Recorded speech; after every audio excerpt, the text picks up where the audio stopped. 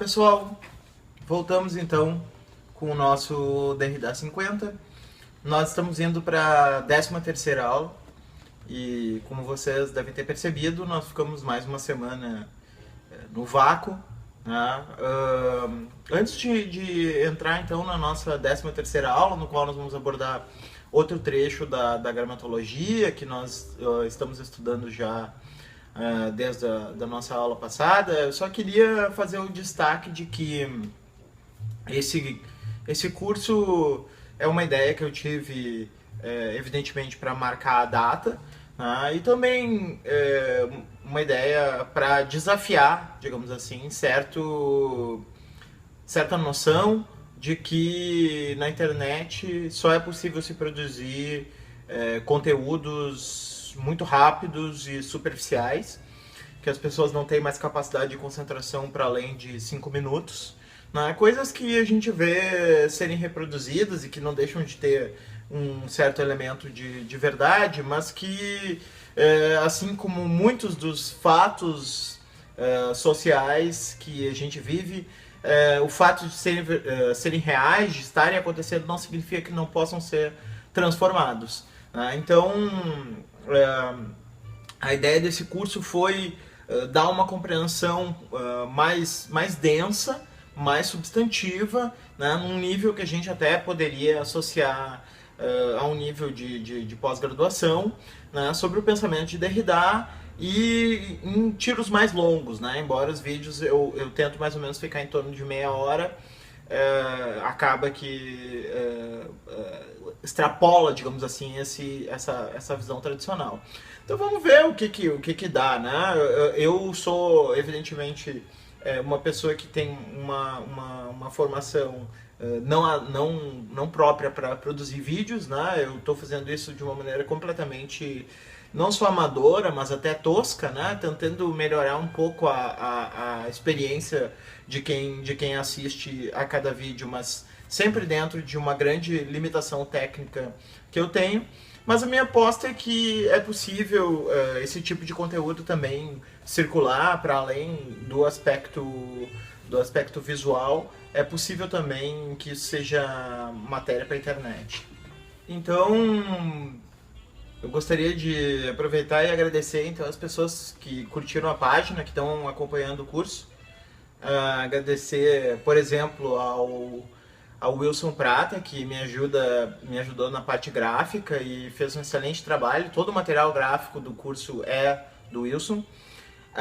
Gostaria de agradecer gente que dá o feedback constante, né, como o Tom Israel, o Júlio César Filho, o Renan Porto e outros que estão sempre marcando ali presença, porque quem nunca trabalhou com vídeo, e para mim é uma experiência inédita, não sabe que a gente, quando coloca o vídeo vai pro ar e a gente não sabe o que acontece, né? Então, toda vez que a gente ganha algum tipo de retorno, mesmo seja uma curtida, alguma coisa que não necessariamente expresse algum conteúdo, a gente descobre que aquilo que a gente fez é como se fosse jogar a garrafa, né? E a mensagem chegar no destinatário. Apesar do nosso autor Derrida dizer que todo destino sempre é uma destina-errância, né? Quer dizer, tende a errar o destinatário e, por sorte, pode acessar, né? Então, dito isso, né, vamos voltar então ao nosso autor, ao nosso debate da gramatologia. Hoje então nós vamos falar da noção de programa, né, na gramatologia. Estranho, né? Porque em tese a desconstrução poderia ser considerada como o avesso de todo e qualquer tipo de programa, né, na medida em que ela propõe muitas vezes desorganizar uma certa organização estabilizada, né, que é mais ou menos o que consiste a ideia de programa, né, como um conjunto de instruções finitas e contingentes, né, que podem se combinar de uma maneira potencialmente infinita. Então, como pode Derrida ter colocado como são 5 páginas, né, que a gente vai trabalhar, o programa, gramatológico, né? Como pode a gramatologia começar com a ideia de programa? Bom, a gente tem que lembrar que pelo menos 3 coisas, né? Que a gente já trabalhou em ocasiões anteriores. A primeira delas é a influência de Leroy-Gourhan, né? Que nós vimos estar muito presente na gramatologia. Nós vimos que Leroy-Gourhan trabalha uma história da vida, né? Na verdade, uma antropologia, né? Que parte desde o nascimento da técnica como um evento, digamos assim, hominizante, né? E como esses vários elementos composicionais, essas várias montagens com instrumentos, acabam desencadeando, né? Desde uma mudança corporal no ser humano, que vai passar de uma posição curvada para a posição ereta, né? Até, enfim, o pensamento, a cultura, né?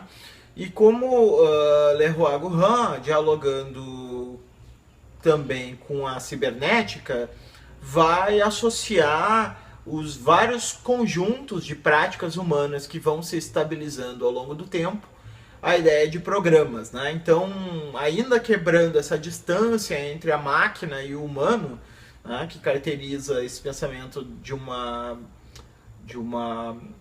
antropologia de Leroy-Gourhan, que dialoga com a questão da técnica, né? Essa quebra de distância vai fazer com que também a distinção, que é uma distinção tipicamente humanista, entre, de um lado, o programa, que seria algo determinado, seria algo fechado, né? Seria algo que, de alguma maneira, pertenceria ao âmbito da máquina e, portanto, seria inferior àquilo que nós consideramos chamar de cultura, né? Que seria o próprio do humano, que seria mais plástico, mais variável, né? E oriundo de uma especificidade do humano, que é a especificidade de poder ser livre, né? Leroy-Gourhan quebra essa fronteira e vai falar apenas de programas mais ou menos plásticos e não mais de essa ideia de uma ruptura integral, né, de um determinado ente em relação aos demais, que é a raiz do nosso antropocentrismo e que, por sua vez, vai influenciar a ideia de Derrida. Então, Leroy-Gourhan aqui vai trazer uma ideia de programa para o âmbito da cultura, tá? E isso vai então quebrar esse dualismo, como é característica do pensamento de Derrida, que vai encontrar em Leroy-Gourhan, na cibernética e, finalmente, nas ciências biológicas, né, uma ressonância dessa mesma noção que vai o influenciar. O outro braço dessa questão é a relação com Husserl. Nós vimos que a epistemologia francesa vinha realizando, nesse período do meio para o final dos anos 60, uma nova recepção do pensamento de Husserl, via Traductal e Suzanne Bachelard, na qual o aspecto mais típico da fenomenologia, que é essa discussão epistemológica, né, em torno da doação do sentido, né, da intencionalidade e de uma série de questões desse nível, acaba ficando em segundo plano em relação a um projeto que pode ser chamado de uma recepção do grande projeto moderno, no mínimo, né, sobretudo cartesiano e leibniziano, da Mathesis Universalis, né, ou seja, de encontrar um esqueleto formal, né, a partir do qual se explicaria as diversas variações da realidade por meio de uma escrita matemática, né, que subsistiria por trás dessa fenomenalidade empírica que a gente vivencia cotidianamente. Então, de certa maneira, essa ideia é mais ou menos a ideia de que existe um programa por trás do real, e que a Matrix Universalis seria a descoberta do modo como funciona esse programa universal, essa programação universal, não só da mente humana, mas do universo como um todo. A característica, no entanto, desse novo programa não é repetir a ideia de uma programação eterna, suprassensível e necessária, que se impõe às coisas como uma estrutura ontoteológica, né? Tal como a noção de programa relacionada à ideia de matrizes universais geralmente representou. A ideia de programa aqui é muito mais ligada a uma inscrição contingente de certas instruções variáveis e contingentes, né, como já dito, que, portanto, são finitas, né, e que, portanto, compõem, num sentido muito específico, que nós vimos que Derrida recolhe de várias instâncias, mas sobretudo da sua leitura de Lévi-Strauss, um sentido de um jogo. O jogo é aquilo que se contrapõe a essa ideia de uma programação infinita, eterna, atemporal. O jogo é sempre um conjunto estabilizável, de certas instruções finitas, e que, portanto, não funcionam como necessárias. Mas, ao mesmo tempo, ele separa tanto dessa necessidade quanto do caos absoluto. Então, a ideia de programa mostra que a variação acontece dentro de uma certa economia. Embora essa economia nunca possa conter integralmente o próprio movimento diferencial que constitui as instruções e que possibilita que ela exista enquanto economia. Nós vamos voltar em maiores detalhes para esse debate sobre a Matrizes Universalis no debate sobre o livro, que é o nosso próximo debate. Foi exatamente essa ideia que levou Derrida a colocar a ideia de livro como a ideia filosófica por excelência, né? O livro da natureza. No entanto, essa ideia é fundamental para a gente compreender, mais uma vez aqui tentando rastrear as origens da tese, da gramatologia, que é a tese de que cada vez em maior intensidade o conceito de escritura iria tomando conta dos domínios que pertenciam à ideia de linguagem.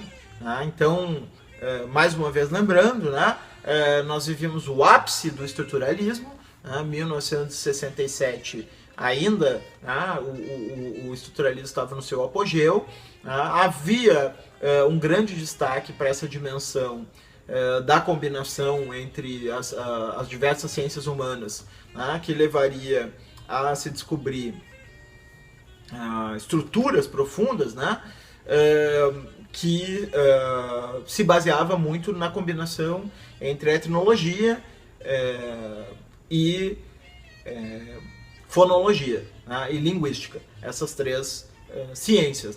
E, de certa maneira, Derrida via aqui um florescer da noção de escritura como uma noção que nasce acessória nesse arranjo, lembrando que Derrida vai ver que Saussure vai colocar a escritura sempre como um suplemento, como algo que não faz parte do essencial, como algo que, portanto, compõe essa estrutura da linguagem apenas como uma película exterior, sem maior relevância, apenas como uma reprodução do que já é uma reprodução. Mas Derrida vai querer mostrar que, na verdade, o processo contemporâneo que se dava revelava uma asfixia dessa tentativa de contenção da escritura nesse lugar suplementar e um transbordamento desse lugar para um novo lugar no qual a escritura deixaria de ser compreendida como um auxiliar da linguagem e, ao contrário, a linguagem é que passaria a ser compreendida como uma espécie de escritura.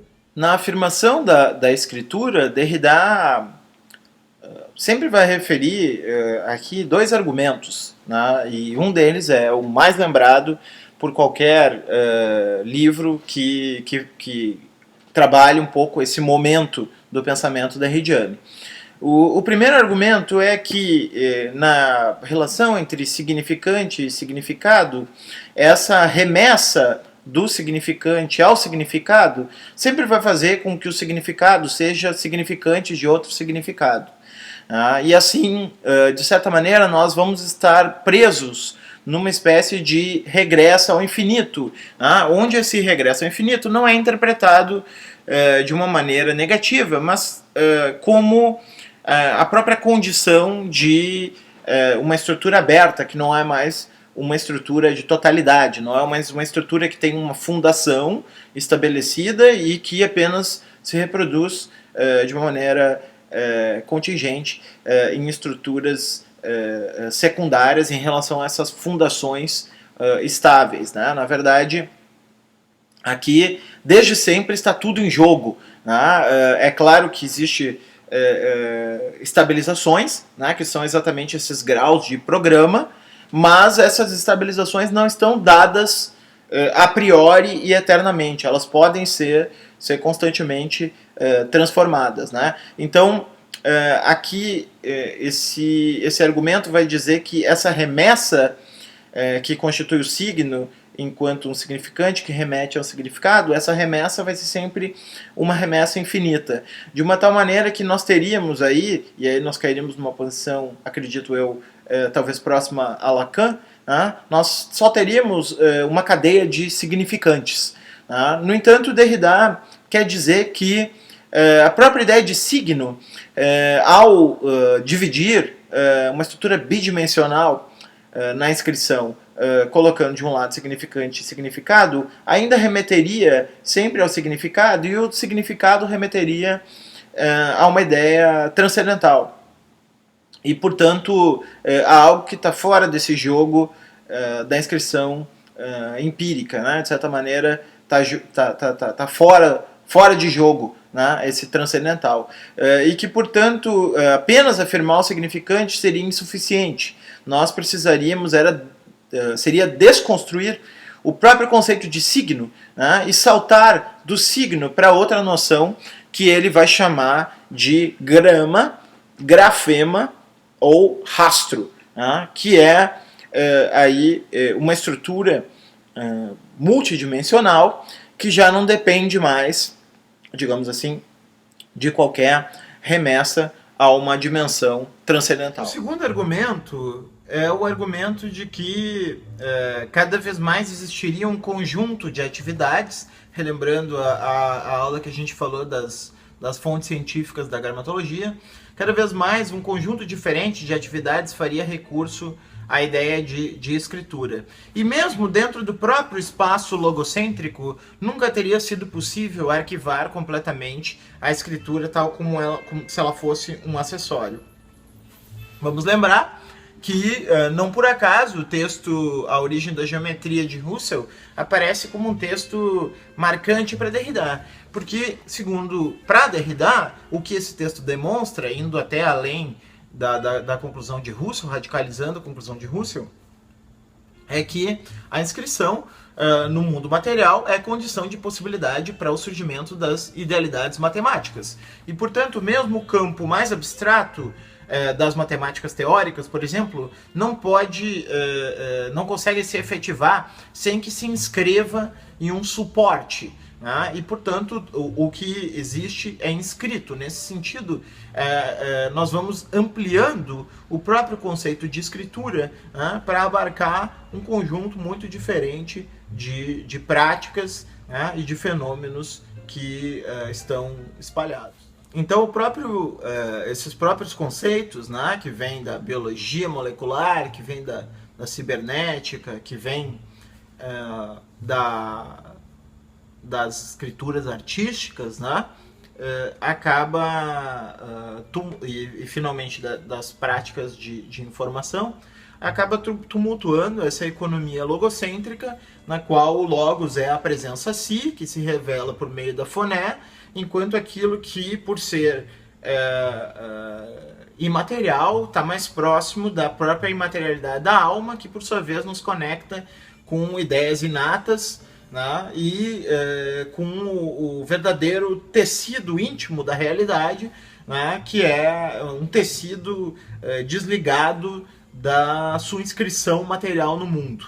Né? Nesse sentido que eu leio na filosofia de Derrida uma tentativa bastante radical de construir uma espécie de materialismo, mesmo que ele tenha algumas vezes debatido esse conceito, mas não tenha tomado como seu principal tópico, na medida em que remetia ao conceito de matéria, de unidade indivisível, e não só o conceito de matéria, como o conceito de indivisibilidade, são dois conceitos também que podem passar pela desconstrução.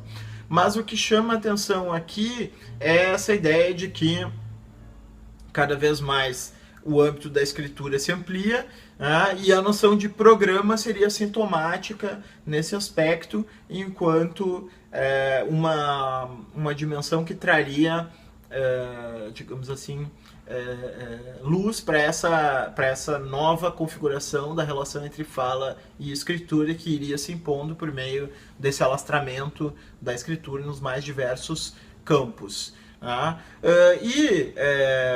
Eu fiz um movimento ao contrário do que eu poderia ter feito, né? Eu poderia ter começado toda a aula, e vou terminar isso como um detalhe, né, falando que, na verdade, toda essa discussão do programa é uma discussão absolutamente comum, que Derrida ali, na verdade, só expôs suas hipóteses e aquilo que ele pretendia demonstrar, né, ou seja, só expôs alguns pontos, né, que ele iria ir desenvolvendo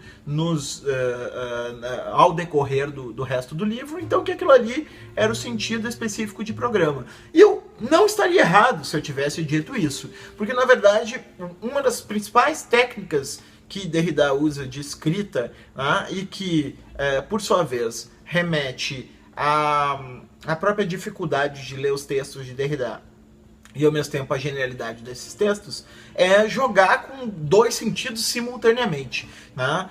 Fazer aquilo que ele mais ou menos diz, que é escrever vários textos ao mesmo tempo, como se tivesse muitas mãos escrevendo o mesmo texto. Então eu posso ler essa noção de programa tanto dessa maneira mais limitada, dessa maneira mais estrita, quase como se programa fosse uma espécie de introdução daquilo que será desenvolvido na gramatologia, quanto eu posso ler o programa como a própria apropriação de Derrida em relação a essa ideia biocibernética e russelliana, né, do programa, para traduzir nos seus próprios termos o programa enquanto o programa do rastro, e não mais agora um programa que se estabelece a partir do rastro, a partir da diferença, e não mais o programa como a programação universal que nós iríamos escavar e chegar ao fim e ao cabo para descobrir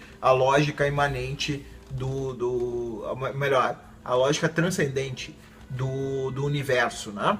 Então, de certa maneira, Derrida vai fazer esse jogo duplo, né, de trabalhar com o programa nesses dois sentidos, nesse item, né? Tanto esse programa finito, esse programa no sentido de algo que rasga as oposições entre humano e máquina, entre natureza e cultura, né?